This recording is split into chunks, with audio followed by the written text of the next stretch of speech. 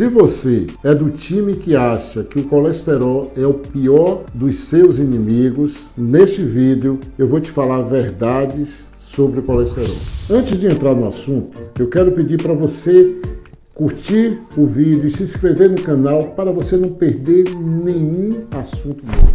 As doenças cardiovasculares continuam sendo as principais causas de mortalidade e mortalidade em todo o mundo. E o colesterol é um dos principais fatores de risco para as doenças cardiovasculares. E ao longo das últimas décadas, isso tem sido tratado de uma maneira muito forte por toda a mídia.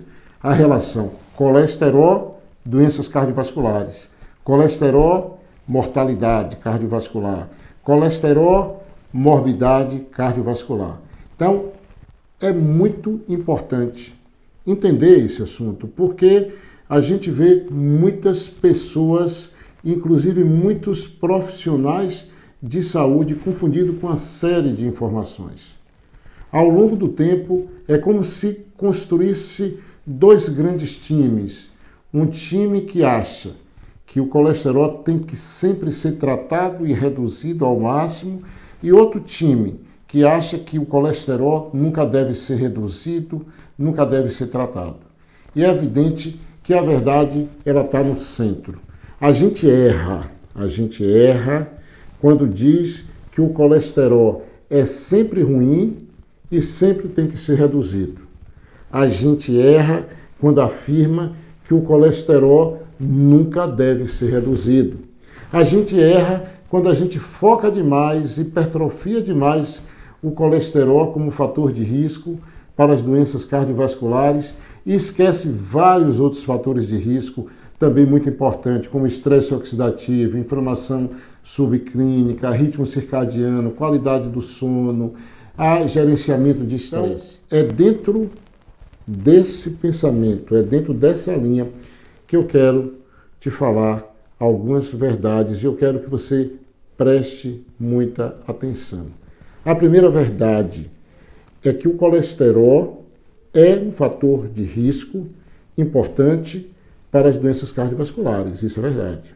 Outra verdade importante é que o colesterol é essencial para a vida. Sem o colesterol não tem vida. O colesterol é muito importante para a síntese da grande maioria dos hormônios. O colesterol é muito importante como componente da membrana das células. O colesterol é muito importante para a saúde do sistema nervoso central. Então essas são verdades. E hoje nós temos aquelas situações avalizadas pela ciência de quando a gente deve intervir e baixar realmente o colesterol. Aí vai uma outra verdade muito importante. Todo paciente, toda pessoa em prevenção secundária deve tratar, deve reduzir o colesterol de forma substancial. Vamos traduzir isso aí. O que é prevenção secundária? É aquela pessoa que já teve um infarto, que fez uma angioplastia, que fez uma cirurgia de revascularização miocárdica, é a pessoa que teve um acidente vascular cerebral, é a pessoa que tem uma doença aterosclerótica de carótida, uma doença aterosclerótica dos membros, das artérias dos membros inferiores, é a pessoa que tem um aneurisma de aorta. Então, essas pessoas que têm uma doença aterosclerótica estabelecida, diagnosticada, nós consideramos como essa pessoa em prevenção secundária. E aí, nesse caso, não existe dúvidas que é necessário controlar o colesterol, é necessário reduzir o colesterol, é necessário, na maioria das vezes, salvo um motivo um motivo maior de efeitos colaterais muito grande, é necessário essas pessoas usarem estatinas. Isso está definido. Fora disso, não é verdade. Então, todo paciente, toda pessoa com a doença aterosclerótica estabelecida, ele deve reduzir, deve controlar o colesterol e, a não ser que tenha algo muito forte, ao contrário, deve usar a estatina. Segundo ponto, As pessoas, segunda verdade importante que você precisa saber, são as pessoas portadoras de dislipidemia familiar. Aquelas pessoas que têm uma hipercolesterolemia familiar, que tem um distúrbio genético, onde os níveis de colesterol são muito elevados, com história na família de doenças cardiovasculares muito frequentes e precoces. Nesse grupo também existe a indicação de reduzir o colesterol e, na grande maioria das vezes, usar drogas, na maioria das vezes, usar estatinas. Essa é uma segunda indicação da redução do colesterol e do uso de drogas. Terceira verdade, aqueles pacientes que, mesmo não tendo uma doença aterosclerótica estabelecida, mas são pacientes considerados de muito alto risco para as doenças cardiovasculares. E hoje nós temos vários scores que definem muito isso. Mas aquele paciente diabético, hipertenso, tabagista, com a história familiar de AVC, de infarto precoce, esse paciente é considerado de muito alto risco e ele também tem indicação de redução do colesterol e de fazer o tratamento desse colesterol, muito provavelmente com as estatinas. Essas são verdades estabelecidas. Então isso não pode ser questionado, não tem como ser questionado. Os dados da ciência estão muito claros nesses casos. Mas nós temos um outro grupo, que inclusive é a maioria, que são aquelas pessoas que não têm uma doença aterosclerótica estabelecida, ou seja, são aquelas pessoas em prevenção primária. Prevenção primária é o quê? Não teve nenhuma daquelas situações que eu falei, nunca teve um infarto, nunca teve nenhuma intervenção cardiológica, angioplastia, nem cirurgia de revascularização, não teve AVC, não tem doença de carótidas, não tem doença aterosclerótica de membros inferiores, ou seja, é uma pessoa que não tem doença aterosclerótica estabelecida, é uma pessoa em prevenção primária. Aí é tudo diferente. Aí nós não podemos enxergar apenas os números do colesterol.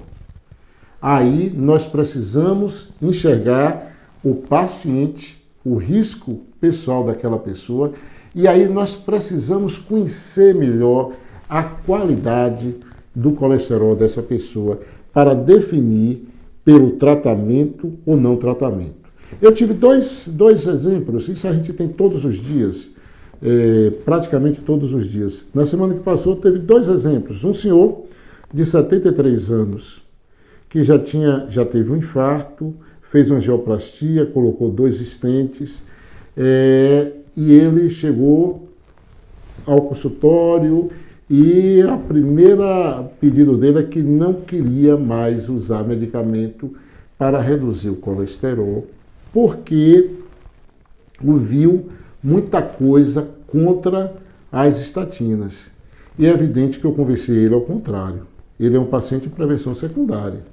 Não existe drogas sem efeitos colaterais, e as estatinas têm os efeitos colaterais. A gente precisa estar ciente disso. Mas esse paciente de 73 anos, que teve um infarto, que fez angioplastia, que colocou 2 stents, é um paciente em prevenção secundária, não existe dúvida. Ele tem que controlar o colesterol, ele tem que usar a estatina, até porque a estatina não é usada apenas para reduzir o colesterol. Ela é usada, ela vai ter um papel também de estabilização das placas de aterosclerose e da prevenção de eventos cardiovasculares, de novos eventos cardiovasculares. Então, eu convenci esse paciente que ele deve usar estatina. Já chegou uma senhora de 47 anos, ainda menstruando, não é diabética, não é hipertensa, não é fumante. Ela chegou desesperada, com o exame já aberto na mão, porque o colesterol dela estava em 280, o colesterol total, e o LDL estava em 170, e que ela já estava tomando por conta própria a atorvastatina e queria saber o que é que ela fazia. E é evidente que eu convenci ela ao contrário. Ela não deve usar colesterol, ou não deve usar medicação para reduzir o colesterol. Claro que eu cheguei a essa conclusão depois de conhecer mais a história dela e de avaliar melhor a qualidade do perfil lipídico dela, a qualidade do colesterol. A gente está acostumado, quando a gente fala de qualidade, do colesterol, de avaliar melhor, não apenas os números, mas a qualidade, vem na cabeça colesterol total, LDL, HDL e triglicérides. Isso está correto e faz parte.